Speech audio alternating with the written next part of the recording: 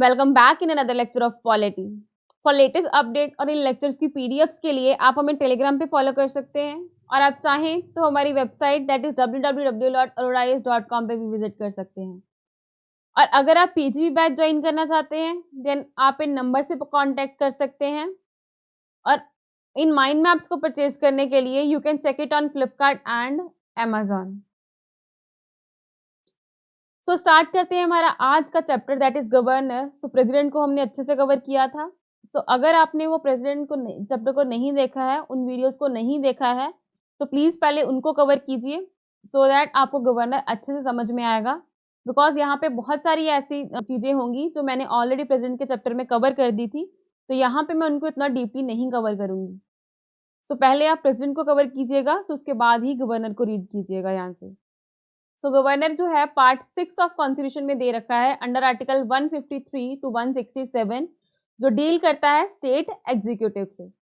सो state executive में क्या क्या आता है? गवर्नर, सीएम यानी कि chief minister, council of minister and the advocate general of the state. So president के चैप्टर में हमने देखा था यहाँ पे सेंटर एग्जीक्यूटिव था। सो आप कॉमेंट सेक्शन में बताइएगा कि सेंटर एग्जीक्यूटिव में कौन कौन आते हैं। सो नेक्स्ट है कि जो गवर्नर है वो चीफ एग्जीक्यूटिव है, वो हेड होता है स्टेट का, और सेंटर का हेड कौन होता था वो भी आप बताइएगा कमेंट सेक्शन में। And also act as the agent of the central government, और जो गवर्नर है वो स्टेट्स में एज अ सेंट्रल गवर्नमेंट का एजेंट काम करते हैं। सो आगे हम देखेंगे अपॉइंटमेंट ऑफ द गवर्नर कि गवर्नर को कैसे अपॉइंट किया जाता है। जो प्रेसिडेंट है हमारे वो अपॉइंट करते हैं गवर्नर को, और nominee of the central government constituent assembly opted present system because यहाँ पे जो गवर्नर है उनको अपॉइंट करने का ये कॉन्स्टिट्यूशन असेंबली ने क्यों सिस्टम ऑप्ट किया था? बिकॉज जो डायरेक्ट इलेक्शंस थी वो इनकम्पैटिबल थी विद पार्लियामेंट्री सिस्टम, और अगर हम डायरेक्ट इलेक्शंस करके गवर्नर को इलेक्ट कर अपॉइंट करते तो वहां पे कॉन्फ्लिक्ट पैदा होता between governor and the CM's. Because जो गवर्नर है वो सिर्फ कॉन्स्टिट्यूशनल हेड है, तो उनके लिए हमें इतनी ज़्यादा मनी स्पेंड करने की क्या ज़रूरत है? सेम लाइक प्रेसिडेंट, जैसे हमने प्रेसिडेंट के चैप्टर में भी ये बात की थी कि जो प्रेसिडेंट है वो एक नॉमिनल हेड है, तो उनकी इलेक्शन के लिए, उनकी अपॉइंटमेंट के लिए इतना खर्चा करने की क्या ज़रूरत है? बिकॉज जो डायरेक्ट इलेक्शन होती हैं बहुत ज़्यादा टाइम टेकिंग होती हैं। और सेकेंड यहाँ पे क्या होगा कि जो इलेक्शन होगी वो that create separatist tendencies, because यहाँ पे क्या होगा कि हर जो पार्टी होगी स्टेट्स की वो जो उस टाइम पे रूलिंग में होगी वो चाहेगी कि हमारा जो हमारी पार्टी का गवर्नर है वो ही उस टाइम पे, हमारी पार्टी का जो पर्सन है वो ही उस टाइम पे गवर्नर बने। तो ये जो है पॉलिटिकल स्टेबिलिटी को भी अफेक्ट करेगी and CM would like his nominee to contest for the governorship. So next आती है हमारी क्वालिफिकेशन। क्वालिफिकेशन के लिए क्या बोला गया है? He should be the citizen of India same like president and he should have complete the age of 35 यानी कि वो 35 साल की उम्र का होनी चाहिए। और दो यहाँ पे कन्वेंशंस दी गई हैं इस चीज के बारे में। कौन कौन सी हैं? कि शुड बी एन आउटसाइडर, कि जो गवर्नर है वो स्टेट से ना हो, स्टेट से बाहर के होने चाहिए, सो दैट लोकल पॉलिटिक्स से वो फ्री रहें, ताकि वो लोकल पॉलिटिक्स में इन्वॉल्व ना हो। सेकंड क्या दिया गया है कि president is required to consult CM of the state, कि जिस स्टेट में आपको गवर्नर को अपॉइंट करना है तो वहां पे जो प्रेसिडेंट है उनको उस स्टेट के सीएम से कंसल्ट करना होगा गवर्नर की अपॉइंटमेंट के लिए, सो दैट जो कॉन्स्टिट्यूशनल मशीनरी है उसकी स्मूथ फंक्शनिंग होती रहे। नेक्स्ट आता है हमारा condition of a governor office, कि गवर्नर ऑफिस की कौन सी कंडीशंस होगी। फर्स्ट होगी कि वो पर्सन जो गवर्नर के लिए अपॉइंट हुए हैं वो किसी भी हाउस के मेंबर नहीं होने चाहिए, not be a member of either house of the parliament और the house of a state legislature. ना ही हाउस ऑफ पार्लियामेंट के मेंबर होने चाहिए, ना ही स्टेट लेजिस्लेचर के मेंबर होने चाहिए। और should not hold any office of a profit, कि कोई office of a profit hold नहीं करते होने चाहिए। और ऑफिस ऑफ प्रॉफिट को मैंने प्रेसिडेंट के चैप्टर में समझाया था, सो आप पहले उसको कवर कर लीजिएगा। Next, entitled without payment to the of the rent, और वो जो है राजभवन में बिना पेमेंट दिए, बिना रेंट दिए रह सकते हैं। और उनको जो एमॉल्वमेंट्स मिलेंगी, अलाउंसेस मिलेंगी, प्रिविलेज मिलेंगी, जितने पार्लियामेंट के द्वारा डिटरमाइन किए गए होंगे, और प्रेसिडेंट के लिए भी जो है पार्लियामेंट ही डिटरमाइन करती थी। और यहाँ पे एक अलग से बात दी गई है कि same person can be appoint as a governor of 2 और मोर स्टेट्स। कि सेम पर्सन जो है वो 2 या 2 से ज़्यादा स्टेट्स के लिए गवर्नर अपॉइंट किए जा सकते हैं। सो नेक्स्ट आती है हमारी टर्म ऑफ गवर्नर ऑफिस, कि गवर्नर के ऑफिस की टर्म कितनी होगी, कितने टाइम के लिए होंगे ये? 5 साल के लिए अपॉइंट किए जाएंगे। और प्रेसिडेंट को कितने टाइम के लिए अपॉइंट किया जाता था? Comment down in the comment section. और ये अपना ऑफिस जो है वो प्लेजर ऑफ द प्रेसिडेंट पे होल्ड करेंगे, कि जो प्रेसिडेंट चाहे उतने टाइम तक ही ये अपनी पोस्ट पे रहेंगे। और ये जब चाहे अपना रिजाइन दे सकते हैं, बट किसको देंगे ये अपना रिजाइन? प्रेसिडेंट को।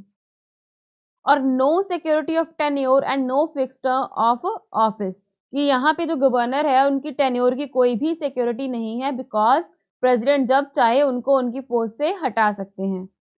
और यहाँ पे कोई भी ये कॉन्स्टिट्यूशनल ग्राउंड नहीं दे रखा है कि किस बेसिस पे जो प्रेसिडेंट है वो गवर्नर को रिमूव करेंगे।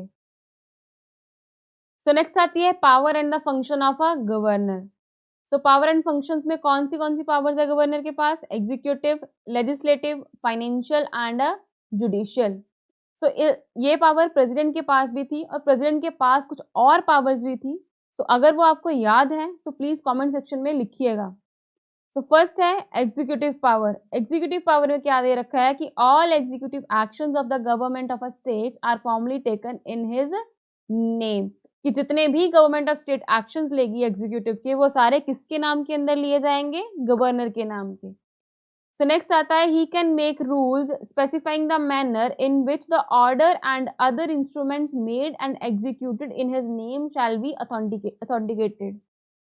तो यहाँ पे क्या होगा कि जो गवर्नर है वो इसके लिए रूल्स बना सकते हैं कि जो उनके नाम के अंदर ऑर्डर्स दिए जा रहे हैं वो ऑथेंटिकेटेड है, या फिर उनके नाम के को गलत इस्तेमाल करके कोई गलत एग्जीक्यूशन तो नहीं किया जा रहा। सो नेक्स्ट आती है appointment of CM and other ministers, की जो सीएम्स एंड अदर मिनिस्टर्स की अपॉइंटमेंट होगी वो किसके द्वारा की जाएगी? गवर्नर के द्वारा। And appoint advocate general of the state. Advocate general of state को कौन अपॉइंट करेगा? गवर्नर, और उनके रिनोमिनेशन को भी ये ही डिटरमाइन करेंगे। नेक्स्ट आता है appoint state election commissioner and determine his condition of service and tenure of the office. और स्टेट इलेक्शन कमिश्नर को कौन अपॉइंट करेंगे? वो भी गवर्नर ही करेंगे, और उनकी सर्विस कंडीशन और उनके टेन्योर को भी ये ही डिफाइन करेंगे। और जो स्टेट पब्लिक सर्विस कमीशन के चेयरमैन एंड उनके मेंबर्स होंगे उनको भी गवर्नर ही अपॉइंट करेंगे, बट उनको रिमूव कौन करेगा? President. And seeks any information relating to the administration of the affairs of a state और proposal for legislation from a CM, कि जो भी सीएम के द्वारा लेजिस्लेशन की जा रही है उसके बारे में जो गवर्नर है वो इंफॉर्मेशन मांग सकते हैं कि आप कैसे एडमिनिस्टर कर रहे हो, उसके बारे में मुझे बताइए। सो नेक्स्ट आती है लेजिस्लेटिव पावर। सो जो गवर्नर है वो इंटेग्रल पार्ट है स्टेट लेजिस्लेचर का। सो इन दैट कैपेसिटी कौन कौन सी लेजिस्लेटिव पावर है उनके पास? फर्स्ट है कि send message to the state legislature, कि वो जो है स्टेट लेजिस्लेचर को ये मैसेज भेज सकते हैं कि आपका ये बिल है ये पेंडिंग पड़ा है, इसको देखिए। और वो जो स्टेट लेजिस्लेचर को सम्मन भेज सकते हैं, प्रोरोग भेज सकते हैं। सम्मन एंड प्रोरोग का मतलब मैंने प्रेसिडेंट में ऑलरेडी आपको समझा दिया था।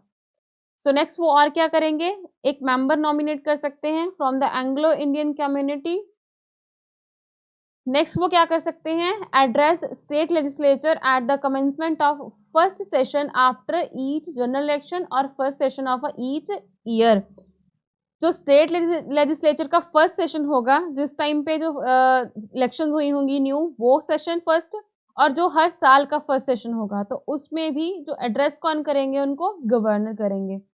So appoint any member of the legislative assembly to preside over its proceeding when office of the both speaker and deputy speaker fall vacant। जिस टाइम स्पीकर या फिर डिप्टी स्पीकर प्रेजेंट नहीं होंगे तो उस टाइम पे अगर कोई मेंबर को अपॉइंट करना है इनकी जगह पे तो वो भी कौन करेंगे? स्टेट्स में गवर्नर करेंगे। और अगर किसी मेंबर को डिस्क्वालीफाई करना है तो वो भी गवर्नर करेंगे, बट किसकी कंसिडरेशन पे? इलेक्शन कमीशन की कंसल्टेशन पे। And nominate 1/6 of the member of state legislative council, और जो स्टेट लेजिस्लेटिव काउंसिल है उसके 1/6 मेंबर को कौन नॉमिनेट करेंगे? गवर्नर। और किस बेसिस पे? जिनके पास कोई स्पेशल नॉलेज हो या फिर जिनके पास कोई प्रैक्टिकल एक्सपीरियंस हो। और नेक्स्ट आता है कि अगर बिल जो था उसको स्टेट लेजिस्लेचर ने पास कर दिया, सो अब जो है उसको गवर्नर के पास भेजा गया है। सो गवर्नर क्या कर सकते हैं, चाहे तो उस बिल पे अपनी एसेंट दे सकते हैं, विदहोल्ड कर सकते हैं, या फिर बिल को रिटर्न कर सकते हैं रिकंसिडरेशन के लिए। और अगर बिल फिर से पास करके गवर्नर के पास भेजा जाए, देन उनको उस पे अपनी एसेंट देनी होगी। और क्या कर सकते हैं वो बिल को रिजर्व कर सकते हैं प्रेसिडेंट की कंसिडरेशन के लिए। और स्टेट्स में जो ऑर्डिनेंस प्रोमलगेट करेंगे वो कौन करेंगे, गवर्नर, जिस टाइम पे स्टेट लेजिस्लेचर जो है वो सेशन में नहीं होगी। और जो स्टेट फाइनेंस कमीशन है, एसपीएससी है या फिर कैग है, उनकी रिपोर्ट्स को स्टेट लेजिस्लेचर के सामने कौन रखेंगे, गवर्नर। सो नेक्स्ट आती है हमारी फाइनेंशियल पावर। फाइनेंशियल पावर में क्या आता है कि जो स्टेट बजट है उसको स्टेट लेजिस्लेचर के सामने गवर्नर रखेंगे। कोई भी ग्रांट जो है वो इनकी रिकमेंडेशन के बिना नहीं दी जाएगी, और जो मनी बिल है वो भी इनकी रिकमेंडेशन के बिना नहीं कर दिया जा सकता। And make advance out of contingency fund of states. अगर कोई बहुत मतलब इम्पॉर्टेंट ज़रूरत पड़ेगी फंड की, जैसे मान लीजिए कि हड़ वगैरह आ चुके हैं या फिर अर्थक्वेक की सिचुएशन आ गई है, तो उस टाइम पे जो कंटिजेंसी फंड है उसमें से कौन पैसे देंगे, गवर्नर ही देंगे। और जो स्टेट फाइनेंस कमीशन है उसको कौन कॉन्स्टिट्यूट करेगा हर 5 साल के बाद, वो भी गवर्नर ही करेंगे। सो नेक्स्ट आती है हमारी जुडिशियल पावर। जुडिशियल पावर में कौन कौन सी पावर है गवर्नर के पास, कि वो पार्डन दे सकते हैं, ग्रांट पार्डन, किसी को माफी दे सकते हैं, रिप्रीव कर सकते हैं, रेस्पाइट, रिमिशन और पनिशमेंट और suspend, remit and commute sentence of any person convicted by any offence against any laws. तो यहाँ पे क्या क्या पावर है गवर्नर के पास, को पार्डन कर सकते हैं, रिप्राइव कर सकते हैं, रेस्पाइट, रेमिशन, किसी के पनिशमेंट को कर सकते हैं। और इन वर्ड्स को भी मैंने प्रेसिडेंट के चैप्टर में अच्छे से समझाया था, तो आप पहले उसको देख लीजिएगा। सो नेक्स्ट आता है कि appointment, posting and promotion of district जज in consultation with the high court. तो ये भी कौन करेंगे, गवर्नर करेंगे। And consulted by the president while appointing जज of the concerned state high court. जिस टाइम पे किसी स्टेट उस स्टेट के हाई कोर्ट के जजेस को अपॉइंट करना है तो गवर्नर करेंगे किसकी कंसल्टेशन पे, प्रेसिडेंट की कंसल्टेशन पे। And also appoint person to the judicial service of the state. So और क्या कर सकते हैं governor, judicial service of the state के लिए पर्सन को अपॉइंट कर सकते हैं, किसकी कंसल्टेशन पे, with the state high court and the state public service commission की कंसल्टेशन पे। सो नेक्स्ट आती है veto power of the governor, कि गवर्नर के पास कौन कौन सी वीटो पावर है। फर्स्ट हम देखेंगे ऑर्डिनरी बिल्स पे कौन सी वीटो पावर है गवर्नर के पास। यहाँ पे गवर्नर क्या कर सकते हैं, अपने एसेंट दे सकते हैं। अगर वो अपने एसेंट दे देंगे बिल को तो वो बिल एक्ट बन जाएगा। वो चाहें तो अपने एसेंट को होल्ड कर सकते हैं, विद होल्ड करेंगे तो वो बिल खत्म हो जाएगा, वो एक्ट नहीं बनेगा। और वो क्या कर सकते हैं, रिटर्न कर सकते हैं बिल को रिकंसिडरेशन के लिए, जो सस्पेंसिव वीटो के अंदर आता है, और उस बिल को रिजर्व कर सकते हैं प्रेसिडेंट की कंसिडरेशन के लिए। बट मनी बिल में क्या होगा, जितने भी मनी बिल होंगे, it was passed by the state legislature is present to the governor for his assent. जो स्टेट लेजिस्लेचर के द्वारा पास किए जाएंगे मनी बिल और उनको गवर्नर के सामने रखा जाएगा उनके एसेंट के लिए।